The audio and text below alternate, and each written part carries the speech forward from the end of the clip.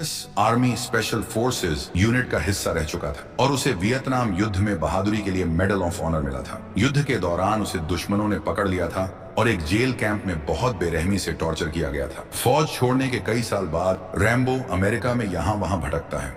वह किसी से झगड़ा नहीं चाहता, उसे बस शांति चाहिए। लेकिन जब अपने ही देश में उसे अन्याय का सामना करना पड़ता है तो उसे फिर से अपने पुराने जख्म और जंग की यादें ताजा हो जाती हैं। क्या तुम नहीं देख सकते ये आदमी पागल है? मुझे परवाह नहीं है। साल 1980 अमेरिका। एक अकेला मुसाफिर जिसकी आंखों में खालीपन और चेहरे पर हल्की सी मुस्कान है, एक शांत झील के किनारे बसे गांव में पहुंचता है। वह किनारे के पास एक साधारण से घर पर जाता है और वहां दो औरतों से पूछता है कि क्या वे उस आदमी को जानती हैं जिसके साथ उसने वियतनाम युद्ध लड़ा था। वे औरतें उस दोस्त की माँ और बहन निकलती हैं। रैम्बो उन्हें एक पुराना कागज दिखाता है जिस पर उनका पता लिखा है और एक फोटो जिसमें वह और उसका दोस्त फौजी यूनिफॉर्म में साथ है। माँ का चेहरा सख्त हो जाता है और वह बताती है कि उसका बेटा पिछले साल मर गया, कैंसर ने उसे फिर से ले लिया। महिला को लगता है कि इसकी वजह एजेंट ऑरेंज है, वह जहरीला केमिकल जो युद्ध के दौरान जंगल खत्म करने के लिए इस्तेमाल किया गया था। इस खतरनाक रसायन ने जंगल तो नष्ट किए ही, साथ ही कई लोगों की जिंदगियां भी बर्बाद कर दी। जॉन ये सुनकर हैरान और चुप रह जाता है। वह धीरे से तस्वीर महिला को थमा देता है और वहां से चला जाता है। दुख उसके दिल में अंदर ही अंदर टूट कर गिर रहा होता है। वह खुले हाईवे पर आगे बढ़ता है। शाम होते होते वह वॉशिंगटन स्टेट के एक छोटे से शहर होप पहुंचता है। वहां का लोकल शेरिफ विल टीसल, जो शहर के हर इंसान को जानता है, जॉन को तुरंत देख लेता है और उसे एक नजर में पसंद नहीं करता। रैम्बो के लंबे बाल और जैकेट पर बनी अमेरिकी झंडे की तस्वीर विल को चुभती है। वह बिना बात के ही मान लेता है कि ये आदमी मुसीबत लेकर आया है। जॉन कुछ नहीं कहता, बस चुपचाप चलता रहता है। न कोई मुस्कान, न कोई सफाई।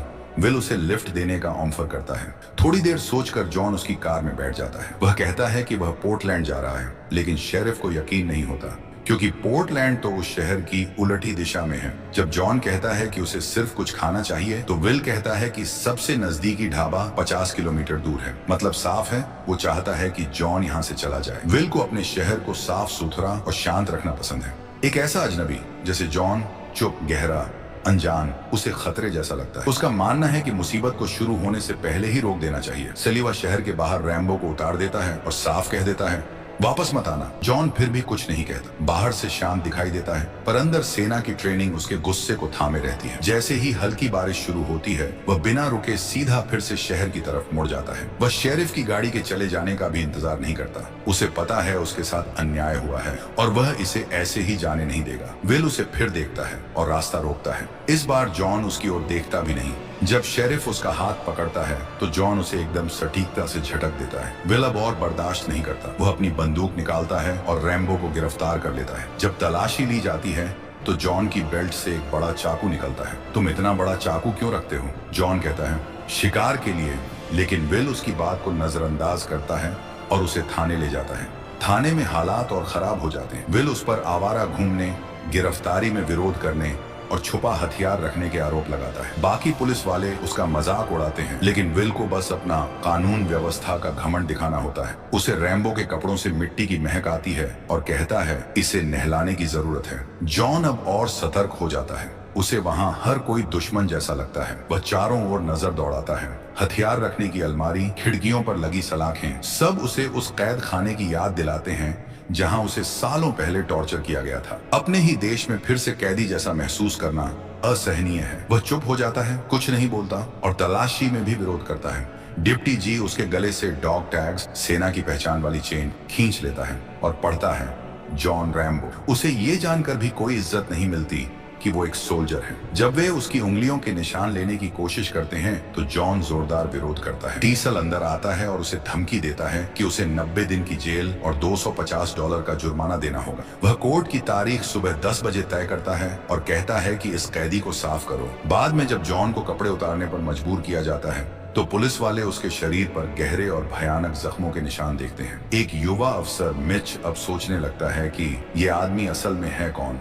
वह चाहता है कि शेरिफ को बताया जाए, लेकिन जी अब तक गुस्से में है।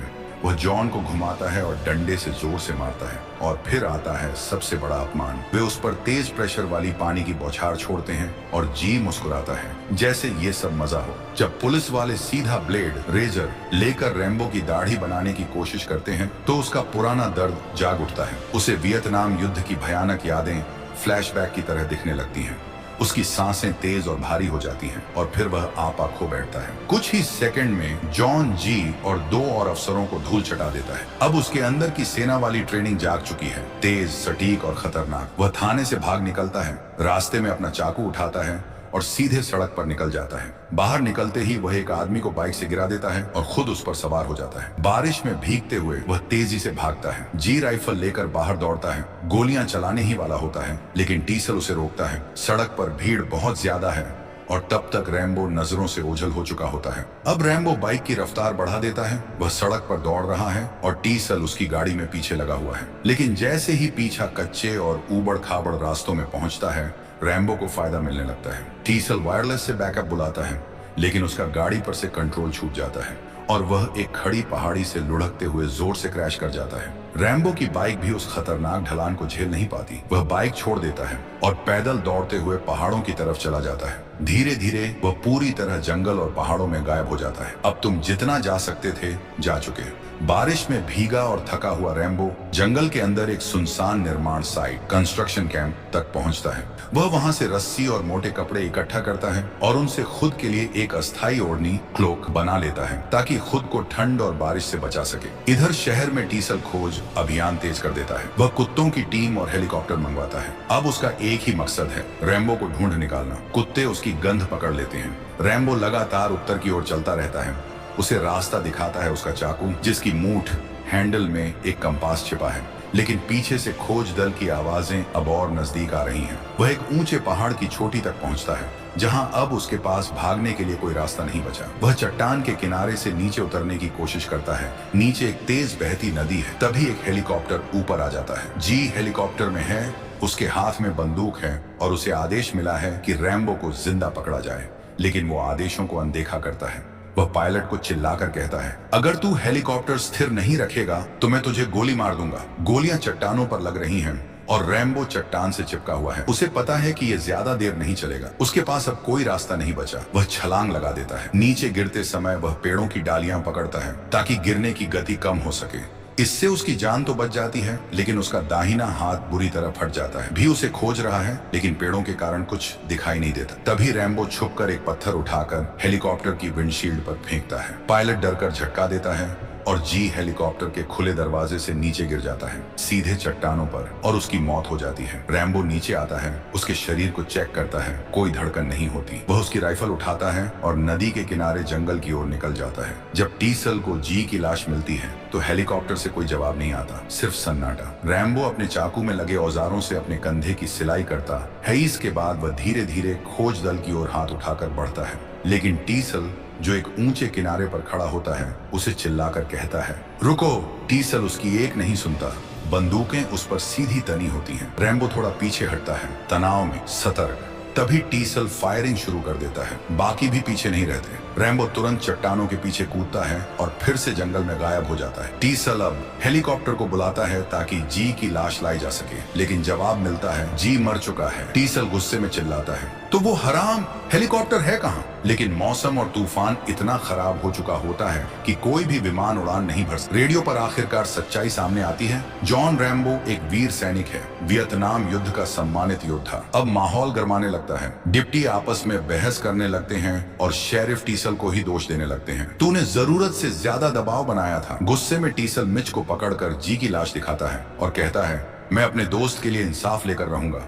बारिश में भीगते हुए खोजी कुत्ते आगे बढ़ते रहते हैं, लेकिन मौसम अब और भी मुश्किल हो गया है और साथ ही लोगों का मनोबल भी टूटने लगता है। तरह से लड़ाई के मोड़ में आ चुका है। उसके पास अब हथियार भी है और अनुभव भी। वह जंगल में जगह जगह जाल, ट्रैप्स लगाता है। वह एक हैंडलर के पैर में गोली मारता है, फिर कुत्तों को फंसाने के लिए एक नकली संकेत डिकॉय का इस्तेमाल करता है और कुत्तों को मार देता है। टीसल अब भी हार मानने को तैयार नहीं है। वह अपनी टीम को आगे बढ़ने के लिए कहता है, लेकिन यह जंगल अब रैम्बो का इलाका है। रैम्बो अपने चाकू से झाड़ियों को काटते हुए एक एक करके पीछे आने वाले जवानों को बेहद चुपचाप और कुशलता से बाहर करता है। जंगल अब एक युद्ध का मैदान बन जाता है। अराजकता फैल जाती है। उलझन में कुछ पुलिस वाले एक दूसरे पर ही गोली चलाने लगते हैं। अब बाकी सभी घायल हो चुके हैं, बस शेरिफ टीसल ही बचा है। रैम्बो उसे घेर लेता है, बहुत तेजी से वार करता है। शेरिफ कुछ समझ पाता उससे पहले ही चाकू उसकी गर्दन पर होता है। रैम्बो उसे मार सकता था, लेकिन उसने नहीं मारा। वह बस अकेला रहना चाहता है, शांति से। वह ये साफ करता है और टीसल को छोड़ देता है, फिर जंगल में गायब हो जाता है, साथ में एक पुलिस रेडियो लेकर। जैसे ही घायल पुलिस वालों को जंगल से बाहर लाया जाता है, रिपोर्टर वहां पहुंच जाते हैं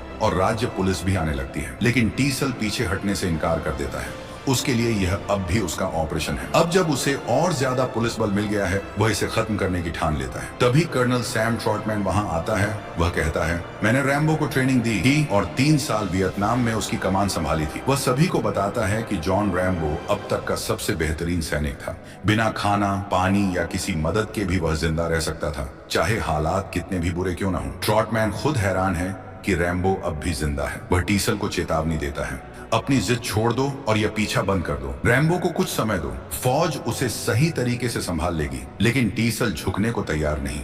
वह कमजोर नहीं दिखना चाहता। अब उसके पास 200 प्रशिक्षित अधिकारी हैं और उसे भरोसा है कि वे रैम्बो को चारों ओर से घेर लेंगे। ट्रॉटमैन जाते जाते बस एक गंभीर चेतावनी देता है, ताबूत तैयार करना शुरू कर। टीसल उसे रोकता है और साथ चलने को कहता है। उधर शहर में सब आने वाले तूफान की तैयारी कर रहे हैं और रैम्बो शांतिपूर्वक जंगल में जिंदा रहने की कोशिश कर रहा है। वह जंगली सुअर का शिकार करता है खाने के लिए और एक सुनसान केबिन में डेरा डाल लेता है। चोरी किए गए पुलिस रेडियो से वह सब सुनता है। पुलिस वाले उसे सरेंडर करने के लिए कह रहे होते हैं, लेकिन रैम्बो कुछ नहीं कहता। हालात शांत करने की कोशिश में टीसल कर्नल ट्रॉटमैन से कहता है कि वह रैम्बो से बात करे। उनका प्लान होता है रेडियो सिग्नल को ट्रेस करना। जब ट्रॉटमैन सेना की कोड भाषा में बोलता है, leader to baker team Rambo, raven, vulture, तो रैम्बो चौंक जाता है। फिर कर्नल उनके पुराने यूनिट के सभी साथियों के नाम गिनाने लगता है। आखिरकार रैम्बो जवाब देता है, अब सिर्फ मैं ही जिंदा हूँ। ट्रॉटमैन दुख जताता है और रैम्बो से सरेंडर करने की गुजारिश करता है, लेकिन रैम्बो कहता है, अब बहुत देर हो चुकी है। ये सब उस दिन शुरू हुआ जब शेरिफ ने पहली गोली चलाई थी और फिर लाइन कट जाती है। सन्नाटा छा जाता है। अब बहुत हो चुका था। रेडियो सिग्नल ट्रेस हो जाता है और रैम्बो की लोकेशन मिल जाती है। सुबह होते ही पुलिस अफसर पहाड़ों की ओर बढ़ते हैं, लेकिन एक बार फिर रैम्बो उनसे बच निकलता है। वो एक नौजवान शिकारी हंटर को लगभग मार ही देता है, लेकिन तभी उसे एहसास होता है कि लड़का कोई खतरा नहीं है, तो वह उसे जाने देता है। मगर बाकी शिकारी इतने भाग्यशाली नहीं होते। वे रैम्बो को देख लेते हैं और पुलिस को सतर्क करने के लिए फायरिंग करते हैं। रैम्बो एक पुरानी खदान माइन ढूंढता है और उसके अंदर भाग जाता है। पुलिस अफसर उसका पीछा करते हैं, खदान के मुंह को घेर लेते हैं और फायरिंग शुरू कर देते हैं। उन्हें उम्मीद नहीं होती कि रैम्बो ऑटोमेटिक राइफल से जवाब देगा। एक लेफ्टिनेंट उसे चेतावनी देता है, सरेंडर करने के लिए तुम्हारे पास 3 सेकंड हैं, लेकिन रैम्बो चुप रहता है। तब वे एक रॉकेट खदान में दाग देते हैं। विस्फोट से खदान का रास्ता ढह जाता है, लेकिन रैम्बो ठीक समय पर अंदर की ओर भागकर बच जाता है। बाहर पुलिस वाले खुशी से फोटो खींचते हैं और घोषणा करते हैं कि अब सब खत्म हो गया। जब टीसल वहां पहुंचता है और देखता है कि क्या हुआ है, तो वह गुस्से से भर जाता है। उसने पहले ही कहा था गोली मत चलाना, लेकिन किसी ने नहीं सुनी। अब वह कहता है, हमें अब सबूत के लिए उसकी लाश चाहिए, वरना मामला नहीं सुलझेगा। ट्रॉटमैन फिर आता है और शेरिफ की जिद को चुनौती देता है, लेकिन टीसल थका हुआ, गुस्से में और नियंत्रण की चाह में वहां से चला जाता है। बुलडोजर आने में अभी कई घंटे हैं, तो वो वापस स्टेशन चला जाता है। उधर रैम्बो अंधेरी खदान में संघर्ष कर रहा होता है। उसे वहां पुराने तेल के ड्रम मिलते हैं। वह एक मशाल जलाता है और आगे बढ़ता है, लेकिन फिसलकर ठंडे पानी में कमर तक डूब जाता है। उसे उम्मीद है कि ये अंडरग्राउंड धारा किसी बाहर के रास्ते तक जाएगी। अचानक उस पर चूहों का झुंड हमला कर देता है। वह उनसे लड़ता है, फिर देखता है कि मशाल का धुआं ऊपर की तरफ जा रहा है। वह हवा के बहाव का पीछा करता है और खदान के बाहर निकल आता है। उसी वक्त टीसल एक लोकल बार में ट्रॉटमैन से मिलता है। अब वह थोड़ा शांत हो चुका है और कहता है, अगर मैं पहले कुछ ज्यादा बोल गया हूँ तो माफ करना, मैं बस माफी मांगना चाहता हूँ। वह पूछता है, अगर आप मेरी जगह होते तो क्या करते? टीसल मानता है कि उसने भी रैम्बो को मारने का मन बना लिया था, लेकिन कुछ था जिसने उसे रोक दिया। ट्रॉटमैन के पास कोई साफ जवाब नहीं है। उसे बहुत वक्त हो गया है उस इंसान को देखे हुए जो जॉन रैम्बो बन चुका है। सब लोग मान लेते हैं कि वो खदान के अंदर मर गया, लेकिन कोई भी पूरी तरह से पक्का नहीं है। रैम्बो जिंदा है। वो हाईवे पर चल रहे एक सेना के ट्रक को देखता है और उस पर कूद कर चढ़ जाता है।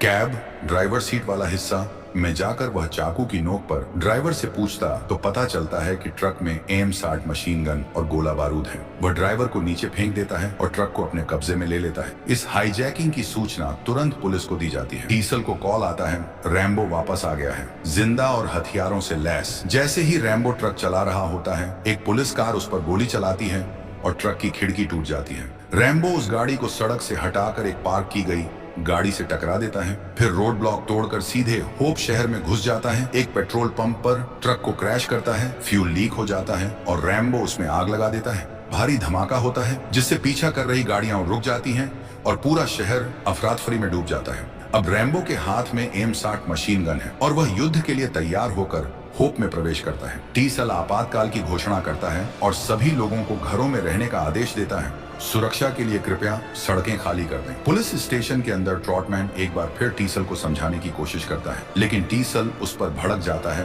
और आरोप लगाता है कि वह हमेशा से रैम्बो का साथ दे रहा था। वह बंदूक उठा लेता है और कर्नल को बाहर निकलने का आदेश देता है। कर्नल कुछ नहीं कहता, बस एक बार फिर चेतावनी देता है, यह अच्छा अंत नहीं होगा। वह खुद जॉन से बात करने की पेशकश करता है, क्योंकि शायद अब भी वही एक इंसान है जो रैम्बो तक पहुंच सकता है। लेकिन टीसल इनकार कर देता है। उसे अपना शहर किसी के हवाले नहीं करना। शहर में आग लगी है, फायर ब्रिगेड जूझ रही है और रैम्बो छाया की तरह छिपकर घूम रहा है। टीसल पुलिस स्टेशन की अटारी छत का कमरा में चढ़ता है। उसे लगता है कि रैम्बो सीधे उसे मारने आएगा। वह छत की जांच करता है। उसी समय गोलियों की आवाजें गूंजती हैं। रैम्बो बिजली के ट्रांसफार्मर पर गोली चलाकर पूरे ब्लॉक की लाइट काट देता है। वह दुकानों पर गोली चलाता है ताकि पुलिस तितर बितर हो जाए।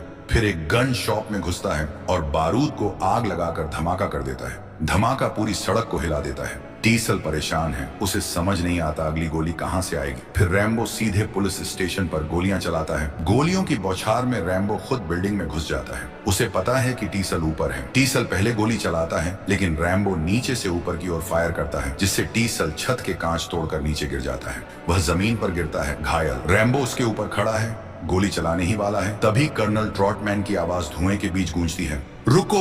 टीसल जमीन पर पड़ा कराह रहा है, फिर भी रैम्बो को पागल कहकर गालियां देता है। लेकिन कर्नल शांत और सख्त लहजे में बोलता है, अगर तुमने आगे कुछ किया तो पूरी अमेरिकी सेना तुम्हारे पीछे पड़ जाए, कोई भी जिंदा नहीं बचेगा।